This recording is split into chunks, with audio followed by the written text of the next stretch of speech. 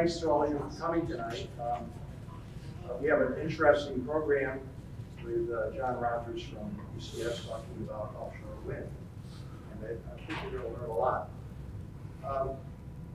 Just want to say that tonight's talk is one of a series that we are putting on here in the library on climate change related issues. And in that regard, there's some little cards over here the captain's put out at that table that advertise a series of programs we have the second Thursday of every month from 1 to 3. And it's called Climate Conversations. So if you have any opinions or concerns, come and share them with us. It should be an interesting set of talks. We'll have some outside visitors and also talk among ourselves. So please consider it. The next meeting is next February, February 13th from 1 to 3. Now, the other thing is, there's some reports around here someplace. Would you please sign the clipboards so we know who you are and how we can contact you. We'll let you know about coming events if we have your email address. There's a lot coming up in the future. We have some things planned around Earth Day in April, and we're trying to get some of the state legislators here for forums. So if you're interested in that topic, put a little check mark for your name. Finally, so let me introduce our speakers.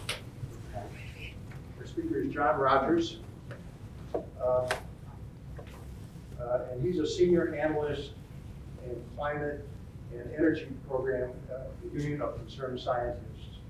In case you don't know, the Union of Concerned Scientists is an organization that's been around for quite a while, and the goal is to promote science and public policy. I've got one of their things on here, so that if you are in favor of that kind of thing, there's a few more buttons I think that John has to hand out. So John joined UCS in 2006 after working 15 years previously on clean energy in the public and private sectors, including U.S. Peace Corps volunteer in Honduras, and as a co-founder of a solar company serving rural markets in developing countries. He helped launch and serves on the boards of directors of Renewable Energy Northeast and American Wind Wildlife Institute, and was a founding board member of the U.S. Offshore Wind Collaborative. John holds bachelor's degrees from Princeton University and a master's degree in mechanical engineering from the University of Michigan. So please welcome our speaker. Did you want to say a word? Thank you very much, Bern. Thank you all for coming, and thank you for that introduction, Bern. I will say that company that Bern mentioned that I was involved in co-founding. This is a bit of a homecoming because for many years that company was based right here in Chelmsford, North Chelmsford. We had operations in Latin America, but we were based right here in the hub, the heart of it all, Chelmsford, Massachusetts. And my wife actually set up a business here 6 years ago on Courthouse Lane. So it's great to be here with you all. I'd like to talk about a technology that, how many of you have heard of offshore wind? And for how many of you is most of your experience about a certain project in Nantucket Sound? Started in 2001. All right. Well, we've got some updates. I've got some updates for you. Let me say first, Bern mentioned UCS, the Union of Concerned Scientists.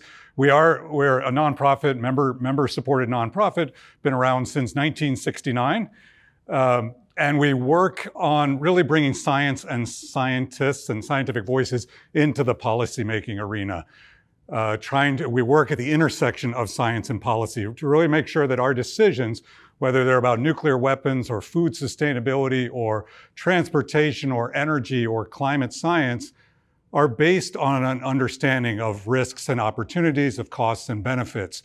So we really believe, we actually think that facts matter. I know that's a radical concept, but that's really what we're about, is trying to get facts into decision making. We are member supported. We have a subset of our members who are scientists, come from, or scientists or engineers or economists or public health people. So if you are one of those, happy to talk with you more about that. But our members are great, and they come from all walks of life. So talk about offshore wind. What I really want to talk about is, as the title of the presentation says, talk about the power and the policies and the promise. So a little bit about the technology, and then a little bit about how it's happening on the sort of the policy arena, the policy drivers that are moving this along, and about the promise, so where this technology is heading. So first, a bit about the power. When we think about offshore wind, the first thing to know is we've got a lot of wind out there. So this is a map, obviously, of the United States, and you can see the dark red zones are some of the best wind, not just in the country, but on the planet for offshore wind. So that's the first thing to know. The second thing to know is, if you look at look at the coast, you'll see, particularly off the East Coast, all that light blue area is shallow water. Our outer continental shelf is shallow for miles and miles. And that's important for if you're going to do something that involves planting something in the seabed. And the third thing to know is that most of our people, most Americans, something like two-thirds of the US population is in coastal states, and another 50 million live around the Great Lakes, or live in Great Lakes states. So this is sort of, if you're thinking about where to put a power plant, where to put a power resource, this is sort of like, you think about the bank robber, Willie Sutton. He said, they asked him why he robbed banks, and he said, that's where the money is. So if you're gonna build power plants, why would you build them near the coast? Because that's where the people are. There's a powerful confluence between the wind resource, the geography, and the need. When you think about the technology itself, a good starting point, you think last year was the 50th anniversary of the moon landing, and that's not a bad analogy. So I don't know how many of you have been down to Cape Canaveral and stood at the, seen the Saturn V rockets and just gotten a sense for the immensity, the technology, really the sense of awe from what we were able to accomplish with that, and the scale of everything involved in getting men to the moon. So it's something like that when you look at the scale of offshore wind. These are photos by a colleague, a friend of mine, Derek Jackson, a columnist for the Boston Globe, but also a terrific photographer. And he actually went over to Europe a few years ago and looked at what they were doing there to try to get a sense for what it might mean for the United States. So I'll draw on some of his photos. And I'll say this is sort of like the hip bones connected to the leg bones, connected to the knee bone. So I just want to take you, just so we're all on the same page, talk about what a wind turbine, what an offshore wind turbine is. And most of the photos will have a scale factor, a human in it. So this is the nacelle. This is the part that sits on top of the tower. This is the brains of the outfit. And what you connect to that is a hub, and then you connect blades to those. All right, so that's what's going on top. That all sits on top of tower sections, which then sit on a foundation, which then sit in the water. And there are different ways of doing that, and I'll show you some examples later. But this gives you a sense, and again, trying to give you a sense of the scale of where the technology was a couple years ago, and we'll talk about how that has evolved. You put those all in a boat, and you take them on a barge, a special type of barge. You take them out to sea, you put them together, and you've got a wind turbine. And just to give you a sense, this might be say this is a 6 megawatt wind turbine. One 6 megawatt wind turbine is about enough to provide.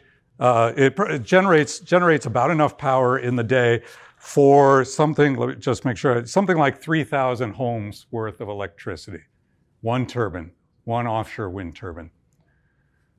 So that'll give you a sense. You put enough of those turbines together and you've got a wind farm. Put enough of those wind farms together and you've got an industry. And so this is Europe. This is where Europe was a few years ago. I've looked at more recent maps and I'll tell you, they get a little confusing because there is so much going on in Europe. Europe is really where things started back in 1991 off of Denmark. A project involving turbines that were, I mentioned the 6 megawatt. The original turbines were less than half a megawatt. So just to give you a sense where that technology has gone. So this is a piece of the action. So there are now 11 countries. Let me just make sure I've got that right. There are 11 countries in Europe that have turbines. Plus, we've started seeing in the last few years, we've seen Asia coming on strong, several countries in Asia, and we'll talk a little bit about the US piece of that. The largest ones are the UK, Germany, and China. And this is really interesting because the UK was a late starter relative to some of its neighbors, and there was a combination, a confluence of things, of policy and technology and economics that really drove things forward for that country. Just to give you a sense of how much this is an industry on the move, in 2018, the capacity of offshore wind in the world grew by 20%. So that is fast moving. And they're now something like 23, or as of 2018, something like 23,000 megawatts. So remember that because I'm going to put the US numbers in that context in a little bit. And it's now a major source of power in the UK in particular. And you continue to see Europe, you continue to see in places like Europe, you continue to see policy driving forward this technology. Why are they doing that? Well, one is that they get the science of climate change. You know, they don't have any doubt about the science of climate change. They have their arguments are about what to do about it, what the role of government is in addressing it. But they get the science of climate change. And so they see this as an incredible new resource for low carbon or zero carbon electricity generation. So that's a piece of it. But I got to tell you, another really important piece of it is the jobs that come with something like this. And not just the jobs, but the economic development that comes along with this. So you see some numbers. Actually, Europe has something like, at last count, 75,000 people who are employed because of offshore wind. To put that in 75,000. It's in all things. So it's in the manufacturing, it's in the construction, it's in the design and the development, it's in the financing, it's in, it's electricians and pipe welders or pipe fitters and welders and the shipping folks. So it's and the port infrastructure so this is driving all of that. Just to put that 75,000 in context, here in the United States, does anybody know how many people we have working in coal mining? I know our president likes to talk about it a lot, but how many? 52,000, I think, by last count, 52,000. So that's just the coal mining, but that's an important benchmark because you see how much attention our president pays to that piece of our economy. So 75,000, and they are moving upward. That number's a few years old. So that's certainly an important piece of the conversation there, and it's an important piece of the conversation here. So this is that map again, and again, a terrific resource, ground, certainly outer continental shelf that's very favorable to this along the East Coast and in the Gulf, and a lot of demand very close to our shores. So how do we get that action in this country? How does that happen? So I want to talk a little bit about the policy. First thing to know is that it involves the federal government. So all that area, the outer continental shelf, Congress in 2005 decided that the agency in charge of that would be called the Bureau of Ocean Energy Management. So they do the oil, they do gas, all that, but they are also in charge of offshore wind. This is part of the Department of the Interior. So that's the agency that's involved. And that's important to know that there is a federal component to this because once you get beyond, say, 3 miles, that's all federal waters. That outer continental shelf, we say, is the property of the United States, not of the states themselves. And you can see what the government has done over the last few years is lease out and investigate a whole bunch of areas off of particularly the East Coast, but also lease out more than a dozen leases where they have gone out in a public process and different companies have bid, and sometimes that bidding has been tepid and sometimes it's been ferocious, and it's been quite a trajectory. But so about a dozen of those areas have been leased out. Yeah. So the wind speed profile map that you just showed, is that valid for most of the year? Or is that is, and let's so that's yeah. Let's come back to that because that's a really important question. So these are some, and you can see some of the names. I don't know if you can read them, but let's say Equinor Wind. That's a company that until recently was called Statoil. So it's the Norwegian oil company. They decided oil maybe wasn't the future. An even better example is Bay State Wind, and some of these others are owned by or partially owned by a company called Ørsted, which until recently was the Danish oil and natural gas company and has really gotten off of fossil fuels in a big way. Ones of these, Mayflower Wind, one of the partners, one of the joint venture partners in that is a little company called Shell that you may have heard of. The other one is a EDP Renewables, so the subsidiary of a Portuguese utility, Spanish utilities, all these European companies that are recognizing the opportunities here and bringing their expertise to our shores. So it's really a win-win situation. So that's sort of the federal perspective. But states have been the real driver of so much of the action, and it started right here in Massachusetts, really in a big way, in 2016. Does anybody know what happened in 2016? Legislatively? So there was a really important law. It was called an Act to Promote Energy Diversity, something like that. But it did, this is the one that's said that is resulting in us trying to bring hydro from Canada. But really importantly for our purposes, what it also did was require utilities in Massachusetts to go out to bid for offshore wind, and not just any offshore wind, but a sizable quantity, 1,600 megawatts. Just to put that in the context of Massachusetts, that amount would be something like 12 to 14% of our electricity supply. And so this got signed into law. It was very bipartisan. In part, Governor Baker liked the hydro piece. Others liked the offshore wind, including Pat Haddad there in the blue dress. Because where is that offshore wind going to come in? It's going to come into the southeastern part of the state, which until recently had a couple of coal plants. She said, I used to be the queen of coal, and now I'm the witch of wind. So I think she should probably find a better, a more positive, because she's been a real driver of this. Her coal plants have retired, and she and many other politicians grabbed onto this as the next big thing for revitalizing parts of our state that frankly had seen better days. So it was a really interesting dynamic. And of course, there's a little rivalry with one of our neighbors. So that was 2016, 1,600 megawatts. So this fellow couldn't leave well enough alone, Governor Andrew Cuomo, and he said, I see your 1,600. And in 2017, he said, we're going to do 2,400 megawatts. Of course he did. Of course he did. So 2,400 megawatts. And if you think about that, where does New York have wind resources? This is the first area that got leased for New York. And see, there's that little city up in the northwest of there. So if they can figure out how to get that power to New York City, that's going to be a really valuable commodity for them. Or they can build in what are some of the lease areas south of Massachusetts, the Massachusetts-Rhode Island areas, and supply Long Island. In fact, that's what this project is proposing to do. So you can see why New York was really interested in this.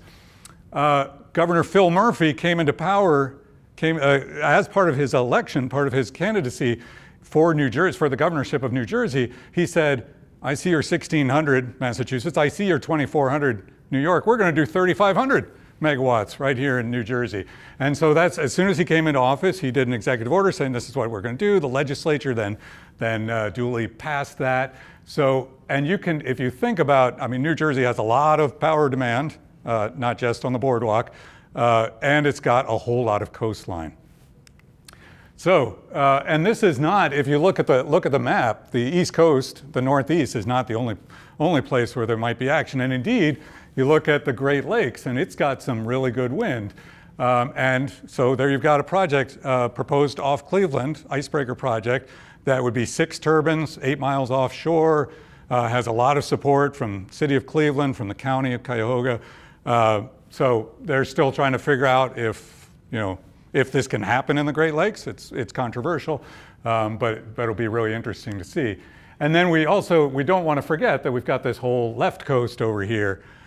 You will notice that the outer continental shelf, as I mentioned, is shallow for a long way out on the East Coast. Not so much on the West Coast, drops off very quickly. Same with Hawaii. So that's going to be a different part of the conversation. So 1,600 megawatts, 2,400 megawatts, 3,500 megawatts. The legislature here in Massachusetts in 2018 passed another law. It had some other good stuff on it, but one thing was said, okay, Governor Baker, if you think it makes sense, go ahead and do another 1,600 megawatts. So the administration looked into it, said, hey, that actually sounds like a good deal. So we now have a 3,200 megawatt requirement in this state. So take that, New York. So that's one reason, but why else is Governor Baker smiling? Well, because we started to see the prices. We got the first real indication of what things might cost on our shores. We knew something about the European experience, but it's obviously a nascent industry here. We had very little experience, but when the prices came in for the first project, which was an 800 megawatt project south of the islands, Cape Cod and the islands, it was about half what many of us expected. It came in at prices that were very competitive with how else we would get for new sources of electricity.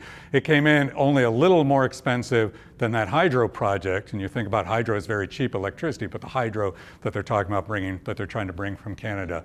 So that was amazing to see, but that wasn't all. Why else is? Oh wait, sorry. So this is the European experience, and this is the price on the y-axis. And on the bottom here, what year it will come in. So this is 2020 here. This is from a few years ago, but you see projects out to 2023. You see projects coming down, the cost coming down very quickly. And what was surprising about the United States was not, we expected to get some sort of curve like this. We build up, we get the economies of scale, we get the experience, we start manufacturing stuff here, and prices will come down. What was surprising is that we've come in almost near the bottom of this curve. These first projects that first project I mentioned and subsequent projects are near here. In other words, we thought we'd start up at the top and work our way down, but no, we were able to start somewhere in the middle and even near the bottom. That was amazing to see. Price of what? So this is the cost, sorry, this is the cost of electricity. So if you know, you probably pay something like 18 to 22 cents a kilowatt hour. So what this came in at, it's adjusted price, it's a price over the 20 years, like 6.5 cents a kilowatt hour. Now wholesale power is very different from the retail power, but. You're paying 10 or 12 as opposed to 6.5. So. But you're not going to gain that other 10, 15 cents for distribution. Well, you will. So, right. So this is the wholesale price of your bill. This is the wholesale component, but it is comparable to what we are paying for other sources of electricity at this point. So we might pay 3 or 4 cents. It depends what the mix is. But having this new resource come in at that price is a real boon. And in fact, the projections are that this is going to save Massachusetts ratepayers money. So we were prepared to say, okay, in fact, what we did say when they were considering that 2016 law was we did the analysis. It looks like it might add $3 to the average person's bill. That is a little adder. But what it turns out is it's actually going to save Massachusetts taxpayers money, ratepayers money. That's a very different, suddenly a very different conversation to be having. So here he is, and he's even happier. Why is he even happier? Lots of pictures of a happy Charlie Baker. Because, so I mentioned that there have been these various leases. They're including these that are south of, again, there's Martha's Vineyard, so south of Cape Cod and the islands. The first leases, so picture that tan one and that, my wife will tell you I'm not good with colors, but that yellowish, those ones, when they bid out in early 2015, so again, an open process, at that point you had 3 companies bidding on it, they went for about $200,000, $250,000 each. So that's what the company bought the rights to develop there, and they have to pay an annual fee too, but to give you a sense. In a little over a year ago, these next 3 down here, which hadn't gone, nobody had wanted to buy in January of 2015. In December of 2018, so just 4 years later, so 200,000, 250,000, those went for $135 million each. So you can say, wow, that's a lot of money. Is that going to show up on my bills? I think it actually works out to a pretty small part of the overall project cost. These are really, I mean, these are big projects. But what I took away from that, and why I was so excited about that, why Governor Baker was so excited about that was a testament to what industry and investors were thinking about the policy environment we were creating here. Because if you think about Massachusetts and New York and New Jersey, what are they doing? They're competing. They're competing for the jobs, they're competing for the industry's attention, they're competing ultimately for the manufacturing, the headquarters, all these things. And to see that vote of confidence in the policy environment we were helping to shape, that was a pretty neat thing. So why is he laughing? Why is Governor Cuomo looking so happy? Because he saw what New Jersey did and he saw what Massachusetts did, and he said, did I say 2,400 megawatts? I meant 9,000 megawatts. So he upped it, and things are moving along. So he wins, right? No, it's not over. But why? Who's this? Governor Raimondo, Gina Raimondo of Rhode Island. Why is she smiling? Anybody know? Anybody know what happened in Rhode Island a few years ago? Anybody? They actually built some of these things. They put 5 turbines. Anybody been to Block Island, Rhode Island? So they put 5 turbines in state water, so 2.99 miles off of Block Island. They put 5 turbines to feed Block Island, which had very expensive power, but also to connect back to the mainland. They put in a new transmission line. And these are the only turbines, the first turbines in the United States, the only turbines in the United States, the only turbines anywhere in the Americas, and Rhode Island has them. So this was really important for Rhode Island, showing its commitment. These were not cheap. I mean, that price I mentioned, they got nothing like that. But again, Block Island had very expensive power, and so they actually saved money with this deal. But what it meant for us, for those of us advocates, the engineers, scientists, policymakers, what it meant is we could now go and kick the tires on this technology without having to go to Europe. We could actually see, and this is actually our National Advisory Board. We took members out on a boat. You can go right up to these things. You can take tours. They'll take you out there, and you can actually see that, what I was talking about, that Saturn V rocket effect, and actually see what this technology looks like. These are 6 megawatt wind turbines, yeah. So that was, I mean, it is fascinating to be able to do that. Even before they were operational, I took one of our sons and a couple friends, and we took the ferry across to Block Island just to see, because this was an event. This was a real watershed moment for the technology and for renewable energy, clean energy availability in this part of the country. I just wanted to ask, in Gloucester, when you're driving up the highway to get to Gloucester, there's 2 giant wind turbines, is that what they are? Yeah, there are 3, and those are, just to give you a sense, those are 2 and 2.5 megawatts, 3 turbines, so 6 megawatts. It's not like this is twice as tall, because there are certain, I mean, the blades are bigger and all that, and I'll come back to that, but just to give you a sense of that scale. I mean, ocean-based, when you say turbines, there are other turbines, but they're not. Right, these are the first ocean, right, first offshore wind turbines. Sorry, I get so excited about the technology, I forget. Even though my background was in solar, I tell you, I'm a mechanical engineer. Solar just sits there on the roof. I love the technology, but it doesn't do anything. These things do things. These are, I mean, there are lots of moving parts with these. So that brings us to the promise. So talk a little bit about where things are heading now, where we think things are going. Lots of lots of potential there. There are lots of things that need to come together to realize that potential, and the policy is a piece of it. Part of it is also, how does this fit in our marine environment? So if you think we've got a long history of fishing, we've got a long history of interacting with our marine environments, and we have a lot of species that we care about, including the North Atlantic right whale.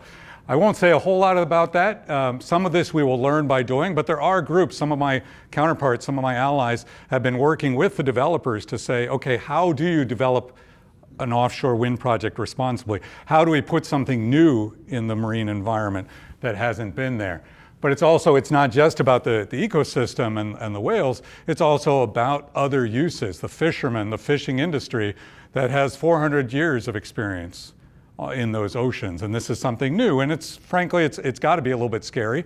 And there are issues that need to be worked out. And so this is one of the companies I mentioned, they are working. So is it the placement of the turbines? You know, should they go from the northwest to the southeast, each of the turbines? Should they go from west to east? Those are the things that we have to figure out, and we are going to have to adjust as we go.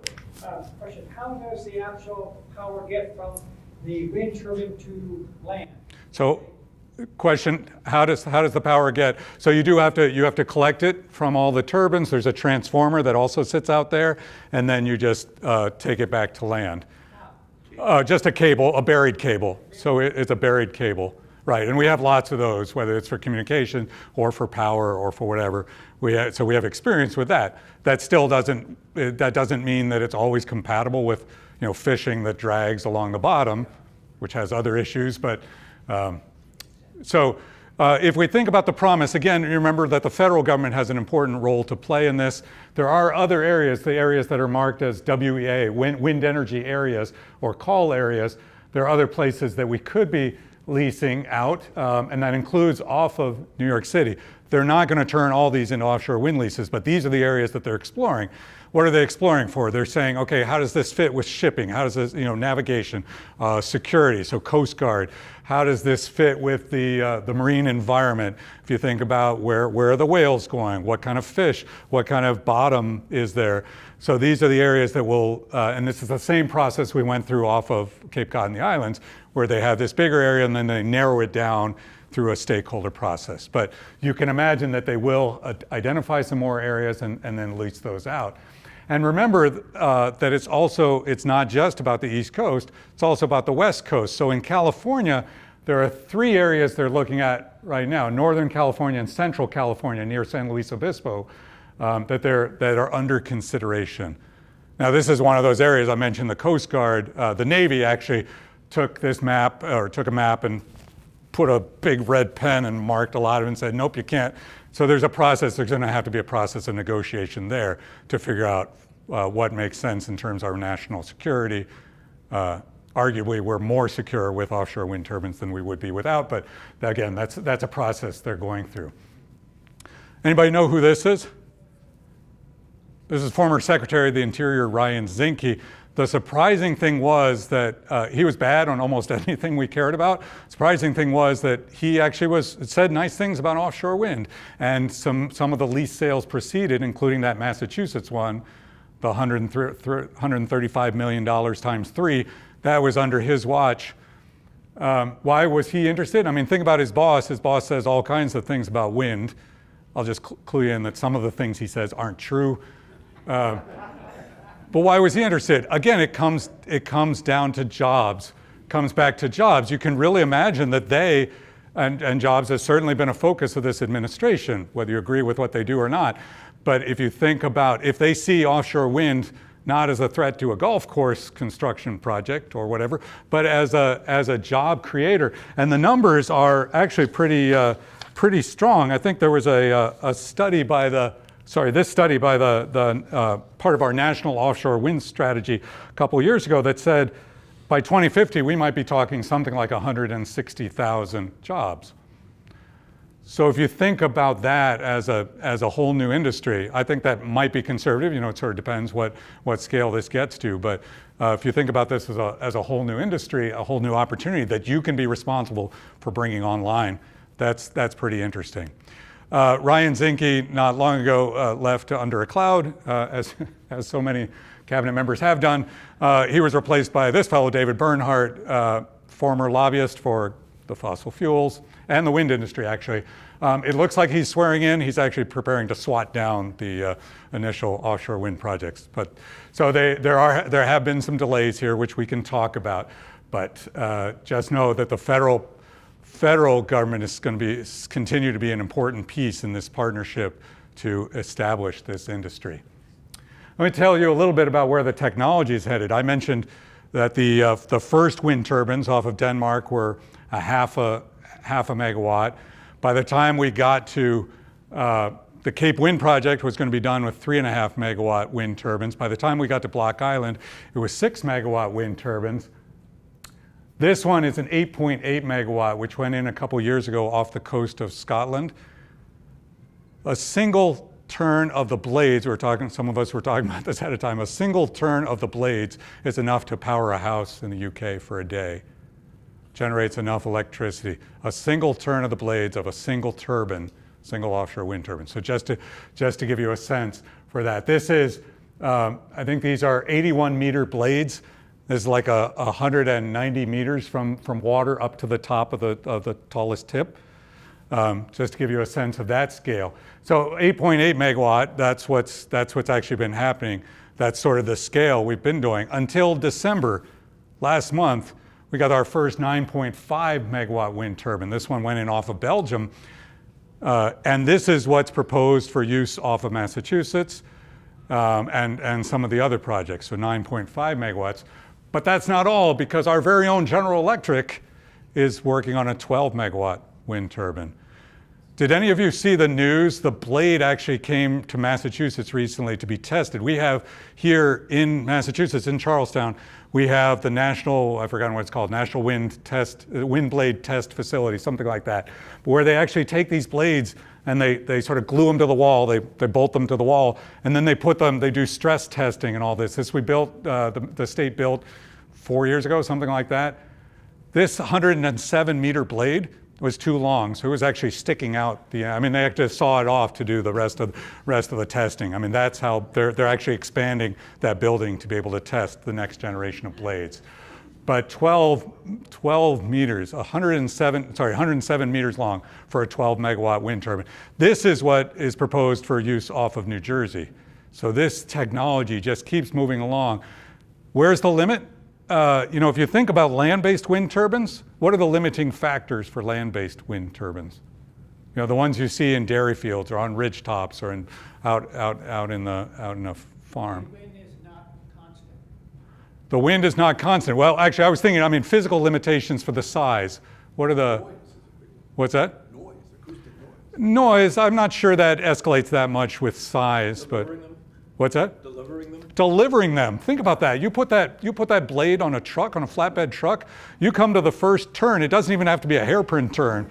A little turn, you're gonna have a hard time. You got a bridge, you got all these things, the weight, all these things. When you get out to sea, it turns out to be a little bit easier. That's one of the exciting things about being out at sea is you're really limited only by the size of your boat. And if you've seen what's happened with shipping, you see that boats keep getting bigger and bigger. So hundreds of, the nacelle for a land-based wind turbine is 250 tons. So hundreds and hundreds of tons. I actually don't know for these. But just to give you a sense of where this technology might be headed, this is a little bit fanciful, but there's a Department of Energy supported project that's looking at not 12 megawatts or 15 or whatever, but 50 megawatts. And you can imagine that when you're getting to that kind of scale, you've got to come up with all kinds of things. This is a project being led by University of Virginia and involves a bunch of other research institutions, and they're experimenting with things, or it's really a thought piece, I think, but they're thinking about, how do palm trees survive hurricanes? Well, their palms sort of bend out of the way. Could we do that with wind turbines? Again, it's more of a thought piece, but if any of that technology, you could see that feeding into the next generation of, the 15 or 18 or 20 megawatt wind turbine. So it's pretty exciting. The turbine is just a piece of it. Thinking about how we put it in the seabed. Here's, you could do a suction bucket different ways, but basically you put it on there and then you suck the water out and that pulls it down into the seabed. So you're just planting it there. That's another way to do it. So experimenting with different ways. And remember I said that the outer continental shelf drops off in California? What does that mean on the West Coast or Hawaii? What does that mean we're going to have? Build them closer to shore. Build them closer to shore, even there. But let's imagine we want to take advantage of those winds farther out. Floating offshore wind turbines. So let me see if this works. Oh, there we go. Look, so the monopile, this is sort of the easiest way to do it. This is the type of thing that Block Island used, but you can imagine going to something that floats, and there are different configurations for that. And here somebody was asking about how the power gets back. This is not to scale, but you could collect them all. You have that transformer that's part of the project, and then you send it back to shore. Here are different ways of doing it. So again, different ways to put it if you're planting it in the seabed, and different ways to do it if you're going to go with floating turbines. So this isn't just a thought piece, because these have started going off. This is actually a project off of, again, Scotland.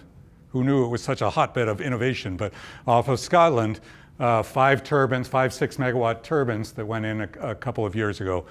Why do we care about, why are we interested in floating turbines? I mean, one of it is because, one reason is because then we can put projects in deeper waters, even where deep waters are whether they're close to shore or farther from shore. Why else is this interesting? You can build them and tow them to site. This actually is a screenshot from a really neat video. If you just Google floating offshore wind, you can see this actually happening. You can imagine all the advantages to building it there and then just towing it to where you want it and then planting it, however you're going to do that, planting the anchors. And if it needs to be fixed, you could even tow it back and fix it there. Because part of the issue is not just building these in the marine environment, which is challenging, but also maintaining them. So would the installation be cheaper as well for floating? Would the installation be cheaper? I don't think so. You've got multiple anchors, and it's a more expensive technology just by its very nature, those parts. If you can, I mean, the easiest thing is just to plant it in the seabed, and that's what the early ones did. There are other ways you could do that. I mentioned the suction bucket. One of the projects off of New York has committed to using a gravity foundation, which is just like it sounds. It's just a really heavy piece of concrete or whatever that goes down there, and then you put the turbines in that. For any of these projects, what's really interesting about offshore wind versus, say, land-based wind is, and this goes back to your earlier question, is the wind resource that we have available. Because what don't we have out at sea that we have on land in many places? If we want to build wind in New England, what do we have? What are the challenges to that? Well, neighbors for one, maybe. So we can even get beyond the horizon with these, or make sure that they're just little things on the horizon. But the really thing is, it turns out that out at sea, there are very few mountains, there are very few trees, there are very few buildings, right? You get out there, it's flat, with the exception of the waves. And so what you see is a resource that is much more powerful, and not just much more powerful, but much more consistent. It also turns out that it is much more consistent when we need it most. When do we need power here most? What's that? At nighttime is one. At nighttime, but seasonally, what are we interested in? Increasingly, we're interested in winter, right? We have the natural gas. We're heavily dependent on natural gas. That was part of the driver behind the 2016 legislation. That's why it was called an act to promote energy diversity, because there was a recognition that this does not serve us well on those really cold winter days.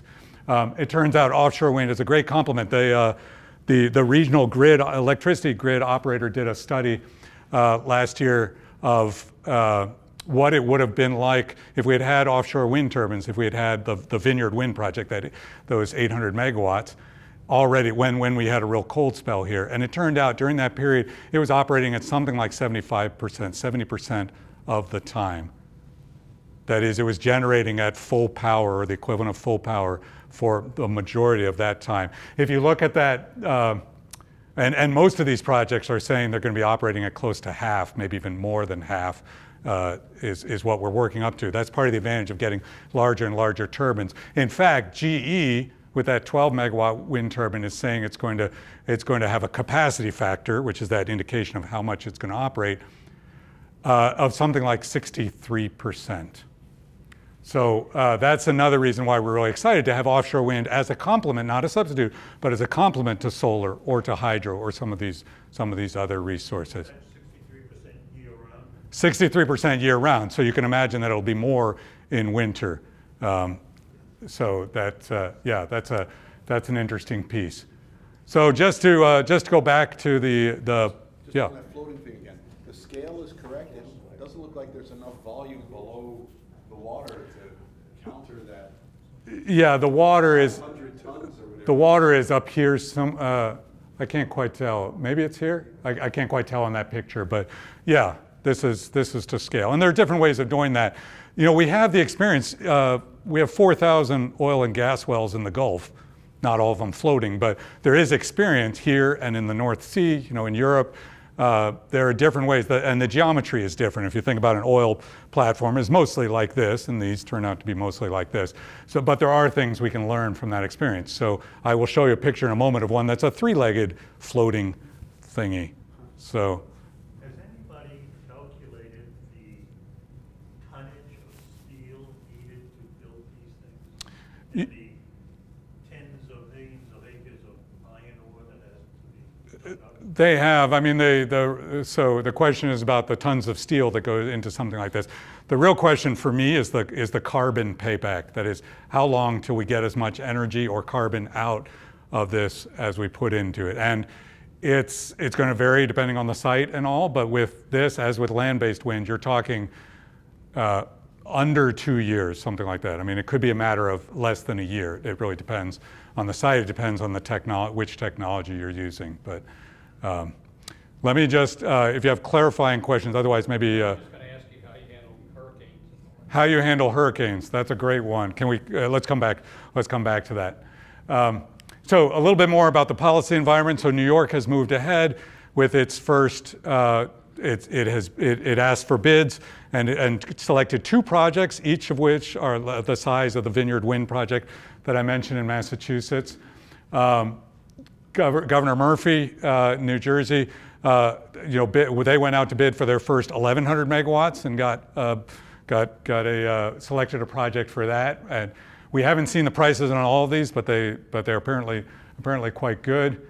He also said, did I say 3,500 megawatts? I meant 7,500 megawatts. So he has also upped New Jersey's requirement. And in fact, they just issued a master energy plan for the first time, or a draft plan that envisions a major role for offshore wind for New Jersey. My home state of Virginia, until recently, I would have been telling you it's going for 2 turbines. 2 6-megawatt turbines, so they have a pilot project. These will actually probably be the next turbines in U.S. waters because it is just a pilot project, and so the permitting was easier. They're 27 miles out to sea. You can imagine that's one heck of an expensive project, but it was to help get the utility comfortable, and indeed, they have now said they're going to build 2,600 megawatts of offshore wind. That's their plan to move forward. That's the scale they're talking about. So Virginia is for lovers of offshore wind. If you look a little closer to home, Massachusetts recently selected the next project. So Vineyard Wind is working its way through the permitting process. Now Mayflower Wind, another 800 megawatt project. And remember, each of those 800 megawatt projects is something like 6 to 7% of our electricity need. Just those single projects for Massachusetts. So that's Massachusetts. You look, and again, we haven't seen they haven't released the prices yet, but they're talking at the lowest cost offshore wind energy ever in the US. Now, there haven't been that many projects bid, but it's still exciting because one thing Vineyard Wind was hoping to take advantage of was a tax credit that was expiring. Now, because of the delays in the permitting, they might not, but to have another project, a subsequent project, come in even cheaper than that is pretty neat. So that's Massachusetts. Vineyard Wind also won the Connecticut's bid. Connecticut put in place a 2,000 megawatt requirement last year, and they have selected Vineyard Wind for another 800 megawatt project. And to give you a sense of their scale, this would be 14% of Connecticut's electricity, just this one project. So that's pretty neat. Rhode Island is certainly not resting on its laurels. They've gone out, they've selected 400 megawatts of offshore wind projects, and there's more to come there. Maine got back into the game, got a new governor a year ago, a governor who actually understood the value of renewable energy and the importance of climate change. And the legislature has authorized, basically told the state to go ahead and procure. It's going to be only 2 turbines, but they're going to be floating. So I remember I said there are different ways of doing floating. You can see it's a sort of a three-legged floating thing done by the University of Maine. So this will be really interesting to see how that happens. Even New Hampshire didn't want to be left out, and Governor Sununu recently set up a couple commissions, task forces, to explore different aspects of offshore wind as a prelude. And the conversations have started about development in the Gulf of Maine, which will require the floating wind turbines that the University of Maine is pushing. So Cape Wind had actually gotten all their permitting done, but they were still killed by the Koch brothers. So most of these are in the permitting phase. Are they going to run into resistance?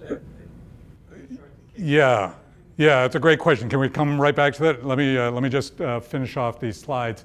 So that's Massachusetts, Connecticut, Rhode Island, Maine, New Hampshire. Anybody here from Vermont? Anybody? Yeah, I got nothing for you. Sorry.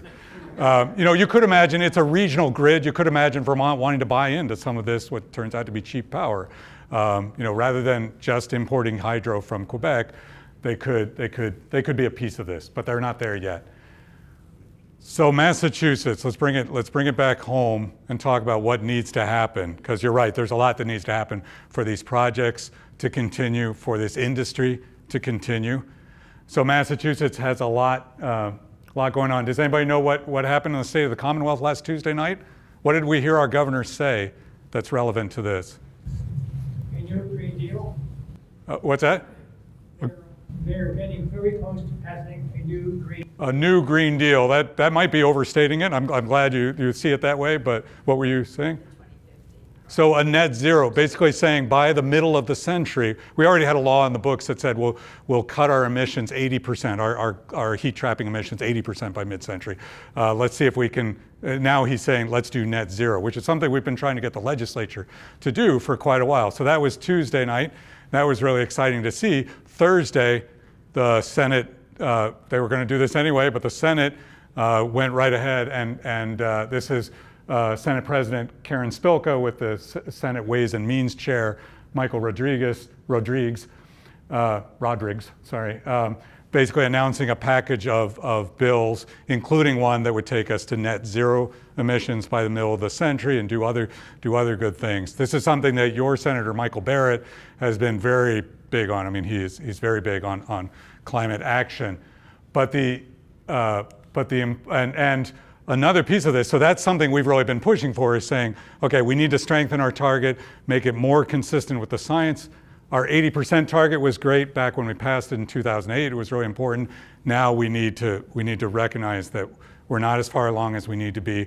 The situation is more dire than we need to be. So net zero by mid-century or earlier is really important. Another piece that we think is important is saying, look, and we have to recognize that the power sector has to lead the way. We're going to have to decarbonize our power sector. We're going to have to decarbonize transportation, in part by electrifying. How many of you have electric vehicles? There we go. Yeah, I know you drive one.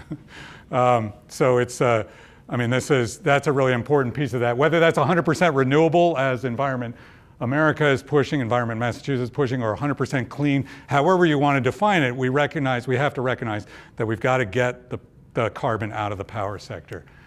And there are a lot of states that have done this one way or another. There are at least 8 states, plus Puerto Rico and DC, that have already said, okay, we're going to 100% clean, 100% zero carbon, 100% renewables, whatever. And other states that have something like that or are moving toward that.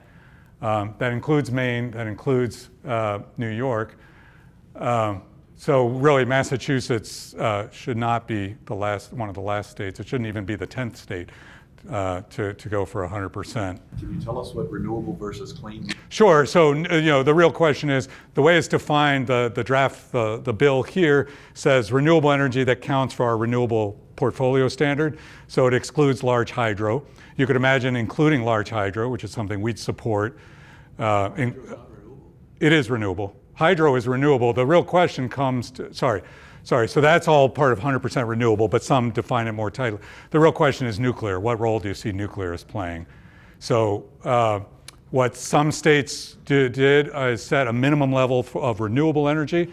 So this is the way California and New Mexico have done it. They said 60 or 80% has to be renewable. And then the rest, you figure out, let's see what technologies are available as we get down the road. Let's not exclude technologies like, if we invent fusion, fusion comes online. You're just defining renewable is different from clean. So what's the difference? Sorry, so clean, so the way they define clean is that it would include nuclear. Sorry, so zero carbon or clean is how you might define it.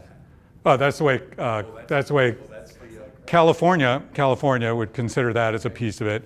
New Mexico, I mean, you could call it zero carbon or low carbon, whatever. The point is to get the carbon out.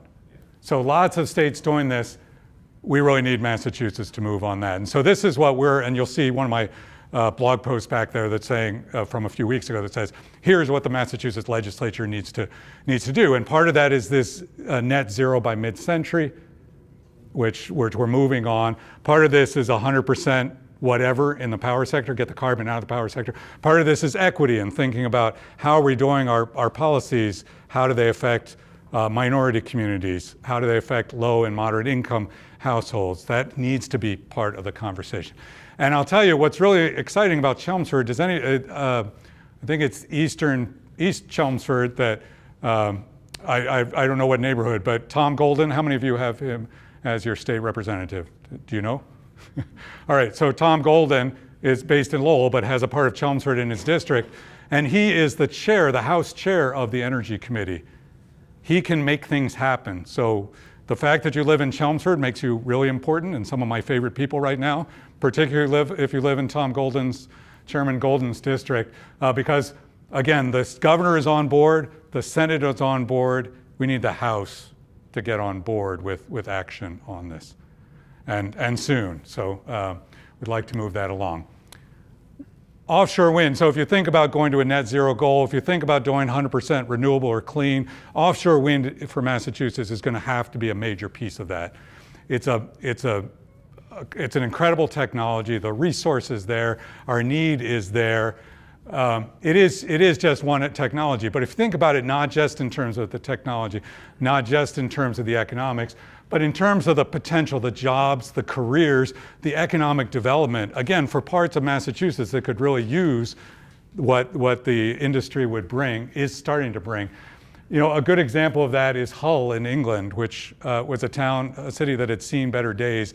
You go there now and if you think about any of these cities, coastal port cities that are dependent on the oil business, oil and gas in the North Sea, we know that's dwindling.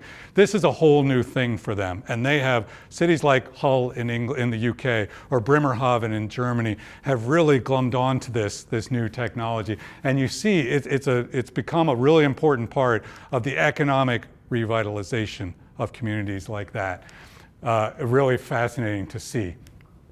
So if you go back to the analogy of think about the Saturn V rocket, it really does seem like we're at the start, that this is an industry that is poised to launch, to take off. John Kennedy famously said, we choose to go, I won't try to do a Massachusetts accent, but we choose to go to the moon and do these other things not because it is easy, but because it is hard. I gotta say, if you look at the economics of this and you think about the power that this offers and the clean electricity and the jobs and the careers and the economic development and the potential in all its forms, I say this is easy. This is not hard. This is a slam dunk. This is an industry on the move. It's going to happen in the United States. Massachusetts should want to get its piece of that. New England should want to be the center of this activity, and it's an incredibly exciting time for this technology. So, thank you very much.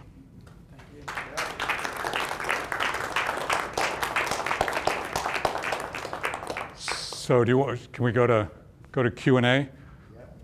So we had a question about permitting, about how do these things actually happen. So I'll mention the Vineyard Wind case. Last summer, we expected it to get its final environmental impact statement, essentially the sign-off from the federal government, any day. And then in August, the administration finally said, oh wait, there are all these other projects happening. We should do we should look at this project in light of all these projects. It is not unreasonable to do a cumulative impact statement. It is much more unreasonable to sort of introduce it at the last minute like that. So it really, I mean, I can't tell if there was monkey business. One could imagine, given what President Trump says about wind, that was sort of a signal to some of the people who work for him to do what you can. There are concerns. I mean, the real concern, the one thing is for Vineyard Wind and all these projects is how does it integrate with the fishing industry? So again, 400 years of experience of wide open seas. This is something that's going to take some figuring out. But there are ways of handling that don't involve stopping or even slowing down projects that we desperately need to have moving forward, which is pretty much any of these projects. So, so the permitting, President Trump said no project should take more than 2 years to permit. If he sticks to that, March will be that 2-year deadline from when the project entered the queue. One could imagine he might not stick to that, but he should. We'll see. You don't want to give the review process short shrift. But again, it went through a process. It went through all the stakeholder engagement, all that. Went through all that, got their permits, and then they got sued after sued.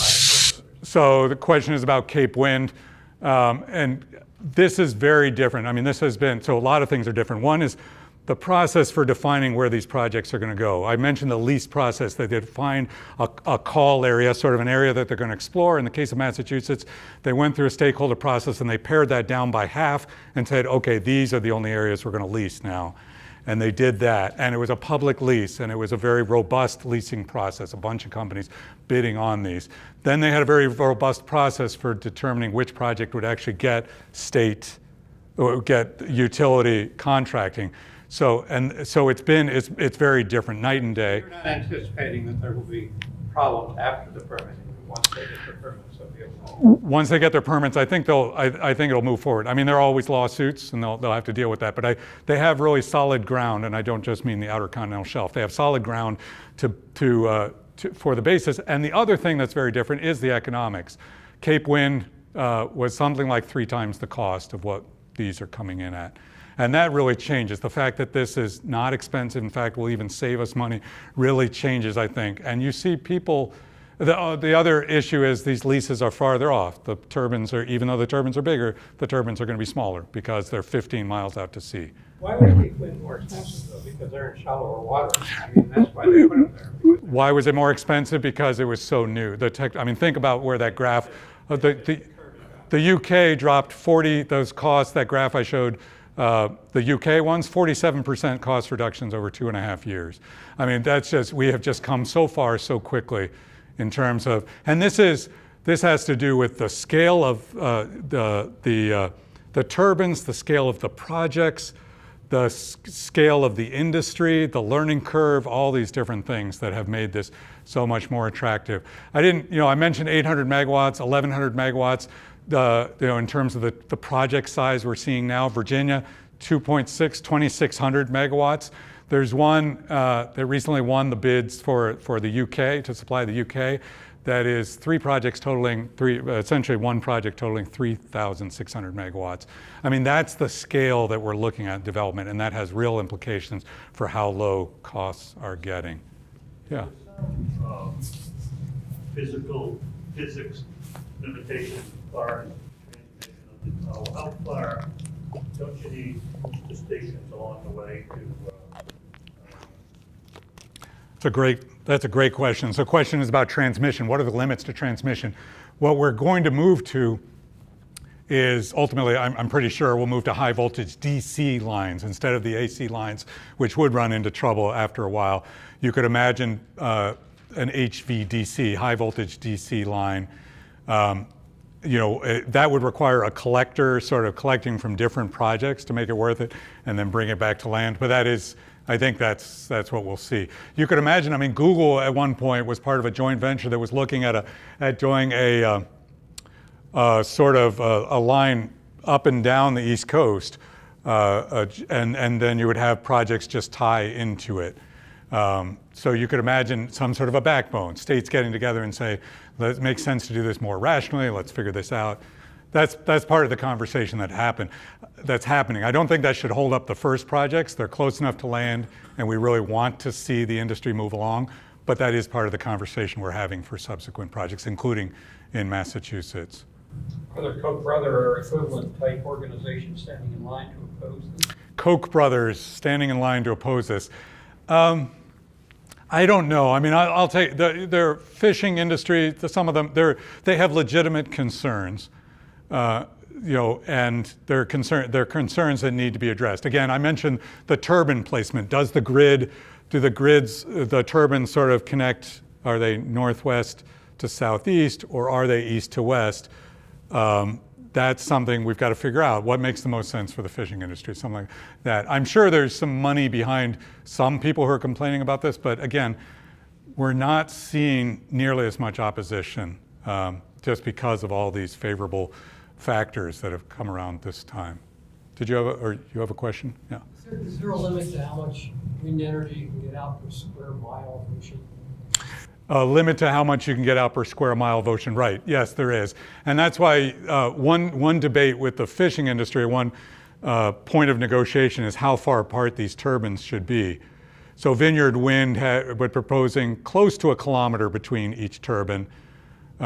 Fishing industry would like twice that, or at least a solid kilometer. And do they need transit ways to get through it? These are all the things they're limiting.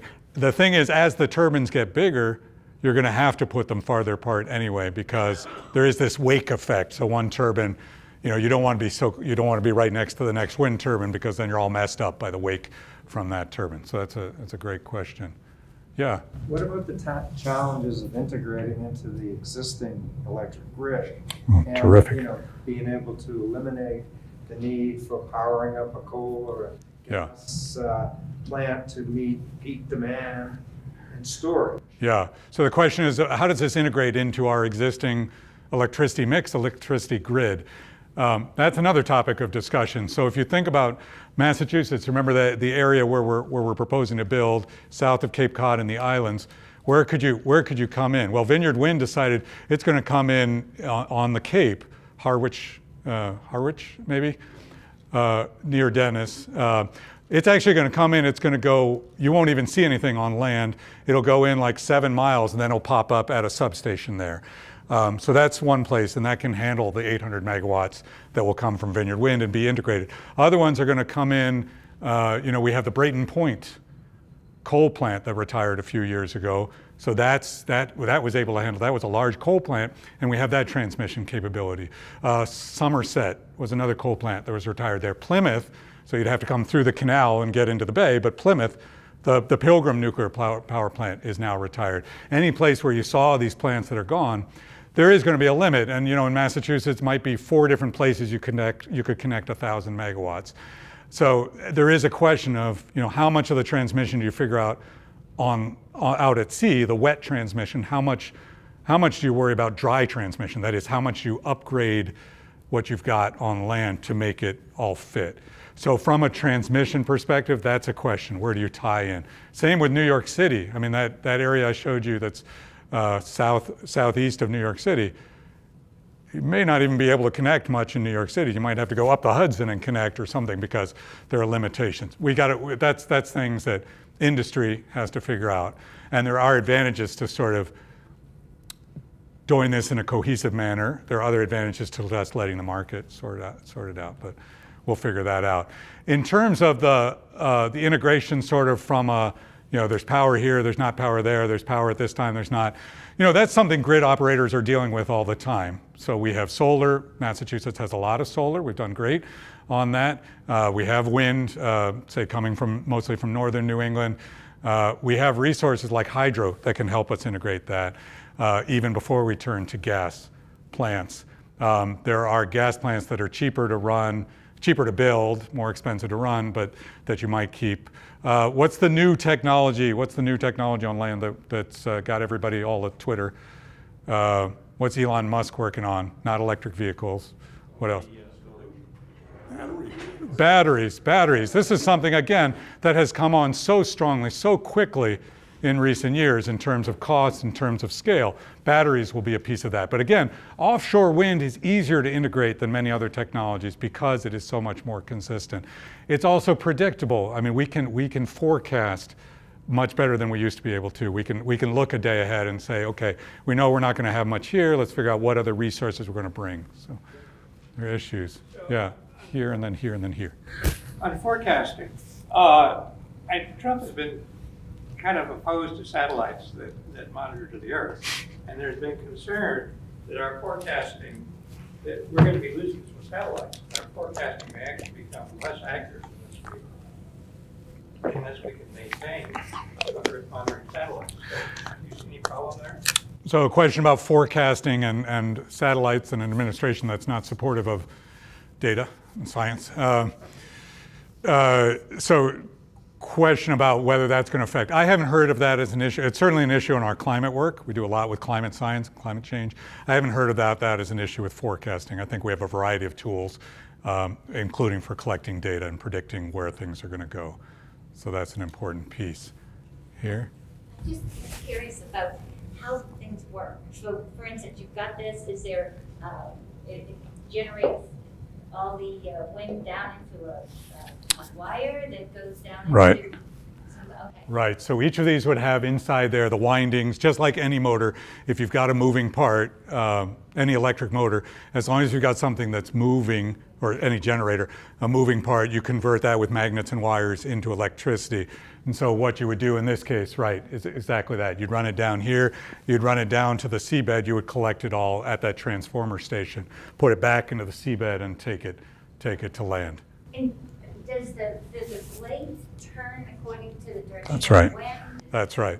So it would not, there would be a motor that would turn it into the wind at all times. So it's not like, if you picture small wind turbines that have that tail coming out of the back, that tail sort of pushes them so that they're always facing into the wind. That's not how big wind turbines on land or out at sea work. So it's a motor that senses that, you know, there's something that detects which way the wind is coming from, and then it just turns to face that wind at all times. Why is that? Sorry, just. I would think the end of the thing would be wider. Why does it point, you know, taper at that end? Because it can be. So this is very different from, if you're thinking about the Dutch windmills. What Dutch windmills, you know, the old style, any old style mill, what those do is they work from having the wind push them. That's why there are all those blades, right? That picturesque Dutch thing. That's having the wind push. This is having the wind pull it. So picture it, basically each one of those, if you were to slice it, it would look like an airplane wing. The same, you know, that shape where it comes like this and then gets bigger. And think about airplane wings are small at the end. Designed by the Wright brothers. And it uses the Bernoulli effect, whatever. Somehow it's basically the wind is pulling. As the wind goes by, it's causing it to spin. It's actually not the Bernoulli effect. Don't quote me on that. Sorry. But it's pulling the blades. That's why you see only 3 blades. And in the old days, we used to have 2-bladed wind turbines. We may actually get back to that because there are some advantages to that. But three blades. So picture it like an airplane wing, and it's the same principle to give it lift. And in this case, the lift, instead of taking it off the ground, is just making it spin about an axis. Here and then there. I had read that the low-frequency acoustic noise is a big problem for turbines on land. Like at Falmouth, apparently they had to deactivate one of their turbines because people were getting bothered by the noise. Is this low-frequency noise a problem for navigation of whales, fish? Had anybody ever looked at any of this stuff? So I'm not sure low-frequency noise is really an issue. I know there are people who have issues with turbines. They've complained about something. They don't know what it is. Some people are more sensitive than others. Fish, the real concern with any time you're doing something like this in the ocean, most of the concern is during the construction phase. So how do we put those foundations in the water? Pile driving. So one way is you're essentially hammering it into the seabed. And so that is a real concern from an acoustics perspective. And that's why that agreement I mentioned between the Conservation Law Foundation and the National Wildlife Federation and the Natural Resources Defense Council and Vineyard Wind was to say, here is the protocol they agreed on a protocol for whales, for marine mammals, and they have spotters, and they are watching, and anytime there's a whale anywhere near, and I mean miles, close to where the construction is happening, everything shuts down, and it shuts down until they're assured that that whale is gone. Now, the sound propagates a long way in water, but they're doing what they can. That's why things like the gravity foundation, where there isn't any pile driving, might be really interesting. That's why floating offshore wind turbines, if there's a different way that they're anchoring, those might be interesting. But there are concern about acoustics, but it's really during the construction phase. The other thing during construction and maintenance is ship strikes. You know, does anybody know how many North Atlantic right whales there are left in the world? 400. 400 of them. The year before last, I think 17 of them died. That was a bad year. It's about getting tangled up in fishing lines, and it's about ship strikes. So anytime you're going to have ship traffic, and you will have ship traffic taking these out to sea, and you'll have maintenance vessels that will be going out there, that's going to be a concern, just as it is with the fishing, or should be with the fishing industry. So. What's the turbine tip speed on these, and does that become a limiting factor on how big a one you can build? It's a great question. The tip speed on these. I haven't done that math. I've done it for you know, if any of you drive up and down 93 and you see the one in Charlestown at the MWRA facility, my son and I were doing the math on that, and it's something like 200 miles per hour on the tips of that turbine, and that's a 1.5 megawatt wind turbine. So these don't have to move as fast, and they certainly don't move as fast as that little one in Medford that you see, the 100 kilowatt one, but you're talking a lot. So one question is, and Bern was nice enough to mention that I'm on the board of the American Wind Wildlife Institute, which is a bunch of environmental groups and us and the wind industry folks getting together to say, given climate change and other things, we know we want more of these things, in that case land-based wind, we want more, but we know we want to do them right. And so figuring out birds and bats, for example, impacts, that's potentially a concern here, and maybe bats not so much, but birds, certainly you'd have birds, and that's why when you study this, you're going to look at flyways, you're going to think about seasonal patterns. What we've seen in data from Europe is, you know, you got the wind farm here, and it looks like birds are avoiding it. I mean, you watch the flight patterns, and they're going around. They learn to, maybe the dumb ones don't learn, and I don't know. You know, that's good that they're adapting. It's still a concern if they're flying 6,000 miles and they're almost to land, and then they say, oh wait, I got to expend a little more. So those are concerns, and it's something you can bet that gets studied a whole lot. With, you know, it might be with Cape Wind, it was piping plovers and roseate spoonbills or something. I mean, species of concern like that, and just trying to figure out what this means for them. So these are things they're certainly paying attention to.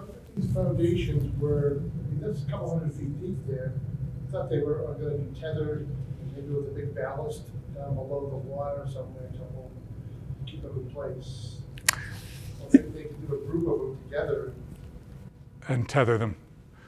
Yeah, you're talking about floating, in the case of floating, because, so I didn't mention, but the seabed options, you know, planting into the seabed, one of these technologies. You know, if you're doing monopile, the reason they didn't do those off of Block Island, so they used that four-legged thing, the jacket foundation. The reason they did that was because there was a limit to how much you could do monopiles, and you were limited to, I don't know, 20 or 30 meters in this depth, water depth. Monopile is just a single pole going into the ground. But now that technology has advanced, so you could, if they were to do Block Island again, they could do it with a single pole. So those technologies are going to continue to evolve, but there are going to be limits and places where it's going to make more sense. If you get beyond, I don't know, 50 or 60 meters, you're talking about floating wind turbines. So, is the pitch of the blade adjustable too? The pitch of the blade, yeah, and so that's one way you can deal. There was a question earlier about hurricanes. I can't remember who asked about hurricanes. So you could do that, right? So that's the way some turbines adjust, is turning the blades out of the wind so that you're not getting that lift effect and, you know, having it spin out of control. So if you get above, I don't know, I'll make this up, but 70 miles an hour, 80 miles an hour, something like that. And you'll see that with the Block Island wind. I mean, we'll get some strong winds, even if they're not hurricanes, get some strong winds, and you'll see them shutting down to protect themselves. Yeah, automatic shut. So there's a cut in speed, that they won't, till they get to, I'm going to do it in meters per second, but 4 or 5 meters per second. That might be when they cut in, and then they might shut out when they get to turn off when they get to 40 meters per second, something like that. So the one at NWR near Allen, I think there's 2 of them out there. One's a low one because of the airplanes. That has to be built special. The other one can be more like this. You can hear that when you get close. It makes a whizzing. Yeah, there's a whumping as you go by the towers. Offshore wind, you're not going to hear anything. I mean, these are 15 miles. Right. Let's hope these don't fall. They take good care of these things. This is not an easy environment. The marine environment is very caustic. Sometimes the waves are a little big, so if you're trying to get out there for maintenance, it's fascinating to see the ships, and it's a motorized plank gangway that connects, and for them to actually get on the. I didn't go that close to a wind turbine, but yeah, Bern? Yeah, what's the life expectancy of these, and what's the maintenance cost? That we're just add one more. What's the cost per tower, roughly? Cost per tower? Yeah. Great question. So, question about maintenance. I don't know the maintenance costs. What I do know is in terms of life expectancy. So that first project, 1991, they finally took it down the year before last or last year. In other words, it lasted almost 3 decades. They probably took it down just because it wasn't economical to run, maybe not because it needed to be taken down.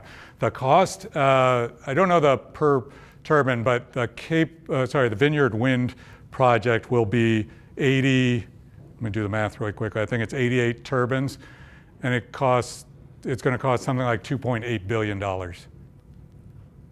So again, that sort of gives you a sense of the scale of the economic opportunity that we're talking about, the economic development. And think about that, think about the manufacturing piece of this.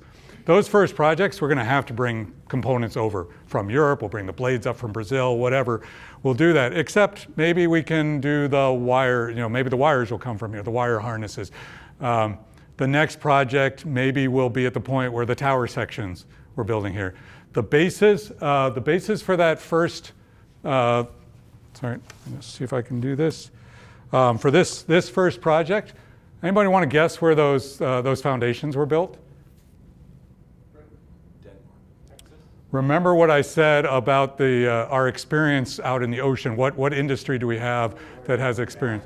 Oil and gas. And these were built in Houma, Louisiana, because they know something about building for the marine environment, for the oil and gas industry. And then they were floated or brought up here. And so that was a pretty neat story. So even, strange bedfellows you saw when there was concern about the permitting process for Vineyard Wind, you had some of the Massachusetts delegation, Senator Markey, others, weighing in with Representative Steve Scalise from Louisiana, I think, a couple folks from Louisiana weighing in, because they recognize that they have a certain expertise that's going to be brought to bear, could be brought to bear for this brand new industry. It doesn't just have to be, manufacturing in Louisiana would be a whole lot cheaper than bringing it from far away. So the point is there are going to be pieces that we'll have to import initially, but you can imagine that as the industry continues to see its way clear to there being an industry in the United States, that there will be more manufacturing that grows in this country. And that's going to be really neat to see. Are these things self-started? So if the wind dies down? Yeah. But they're fed with electric power to keep everything intelligent? Right. So not just the power they're developing, but they must be getting a feed also, right? I think that's probably right. I don't know in terms of their what's called black start capabilities. I'm sure they're capable. I don't know if the systems allow them to do it or not. So let's take 2 more questions. I'm happy to actually let me just let's take a few more questions. I do have buttons. Bern's sporting one there, and we have a few other examples here. So if you want to take one of these in any language, I'm just going to pass those. Wear them proudly. There is some material on the back table. They're display copies, but if there aren't many people hanging around, feel free to take that. My business card is back there. The sign-up sheet. I think you all Did anybody not see the sign-up sheet come by? Did you all get that up here? Yeah. Did you get the clipboard? Okay, and that'll be in the back too. So feel free, and I'm happy to stick around. I walked the dog before I came, so I'm all good. Even though my wife is here. So it's. Sorry, I missed something. How many kilowatts does one of those generate? And when it comes down the line, is it DC or AC before it goes into the? So we talked a lot about the megawatts because just to give you the progression, I won't give you the whole thing, but the ones that went on off Block Island were 6 megawatts. The ones proposed for Vineyard Wind are 9.5 megawatts. The ones that are proposed for the project off New Jersey a couple years later will be 12 megawatts. That's as large as we've gotten so far. The largest installed right now, there's a 9.5 megawatt that went in off of Belgium last month. So that's where the industry is. But it is, 2 years ago we would have been talking about 8 megawatt, and then it was 8.4, then it was 8.8. And so we are seeing this dramatic growth as they think about how to make best use of each foundation, how to make best use of their labor, how to have the cheapest cost, the economies of scale. Might as well put. And the thing is, this one doesn't quite show it as well, but you think about, I mentioned that there are very few trees and buildings and hilltops out there. What you see, what that means is that something like, just pull this, see if this one or this one. Look at that. I mean, this is not what land-based wind turbines look like in terms of the ratio of the blade length to the tower length. Those blades are going down 60% of the way down to the water. And they can do that because you don't have any concern about interference. You don't have much concern about wind shear. You don't have to be much above the ocean to get those really interesting waves. So that means you can get more megawatts out of a design by going with a slightly longer blade, or by doing more efficient, or by putting taller turbines. And it's AC the whole way, unless you go for that high voltage DC line, which is again, I think, where the industry might head. Longer blades on shorter towers proportionally, yeah, so that helps. And this is actually something we're doing on land. Until recently, the largest you might have found on land are 3.5 megawatts. Now there's some 4.2, I think, in a project I visited in New York, just because they've made longer blades, and that's better for lower winds. So the southeastern United States, suddenly we can go. So this is the type of innovation that this type of policy environment, or those 100% clean energy, renewable energy, whatever requirements are really, that's what we can incite if we put the right policy environment in place. Speaking of inciting, another thing you can really, I don't know the word, the safety. It's so much safer than oil, gas, look what happened in Deepwater Horizon in the Gulf. Yeah. The gas line blow up in Haverhill. Oh, right. And less damaging to the environment compared to those extractive for fossil fuels like tar sands, coal, So his comment is about just, if you think about all that's involved in fossil fuels, whether that's oil extraction or gas extraction or transport or coal, mountaintop removal or strip mining, all those different things. That's right. I mean, the steel has to come from somewhere, the copper has to come from somewhere, but that's true for any power plant. If you're building a nuclear power plant, there's a lot of concrete a lot of steel that goes into that if you build it right. If you're building a coal plant, which I hope we don't, if you're building a natural gas plant, you've got a lot. And so you do want to come back to that question. You do want to be asking yourself, is this worth it? And the math says, yes, this is. From a carbon perspective, from an energy perspective, increasingly from an economic perspective, certainly in terms of all those other things we've talked about. This is a technology that makes sense. Yeah, along this line, we have, there's a coal train that goes by Kathy's house, there's 4 or 5 times a day. So every day, you have to feed the coal plant with a couple of trains of coal. Here you don't have that transportation, in a wind farm. So thinking about, right, what it takes to feed a fossil fuel powered plant, you got to keep that fuel coming, whether that's by pipe or by rail or by barge. That's fine. You can hold on to them. We'll put the extras back there. All right, three more questions, and then. I did the arithmetic. 2.8 billion by 88 towers. Yeah, what'd you come up with? 26 million per tower. Is that correct? No, it sounds like. Yeah, sorry, I can't. I can't do that under pressure.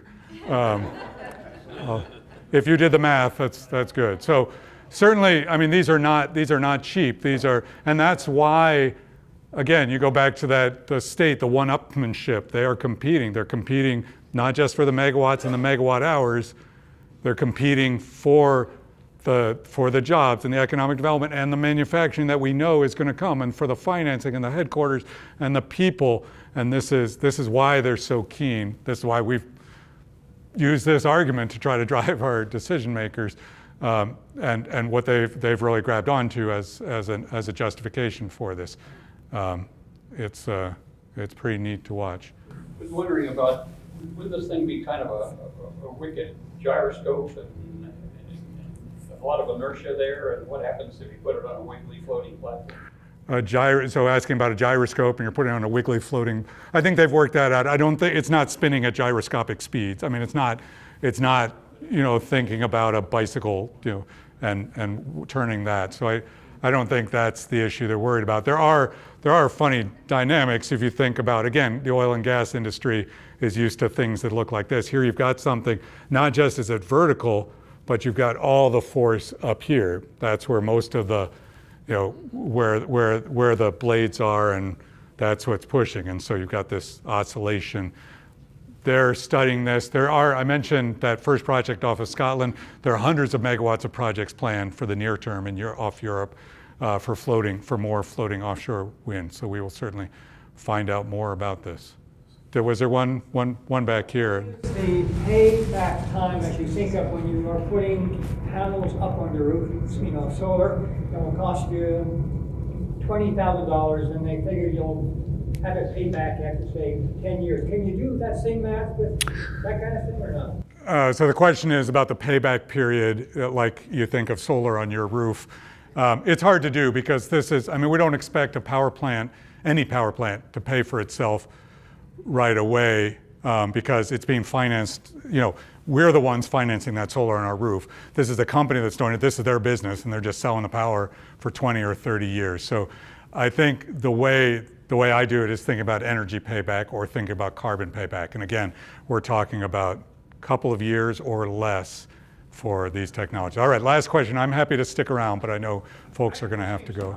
Articles that said that actually wind is cheaper to put up a wind plant, some wind plants at least, than it is to pay the maintenance for a coal plant. So question about whether it's just in general, whether wind is cheaper than existing coal. This is why utilities are across, particularly if you look in the Great Plains, the Southwest, this is why utilities are making the decision to shut down their coal plants in favor of wind and increasingly solar, and even solar plus storage, solar with batteries. You're getting much cheaper than old coal plants are expensive to run, and new coal plants are expensive to build. I don't think we're going to see any more coal plants.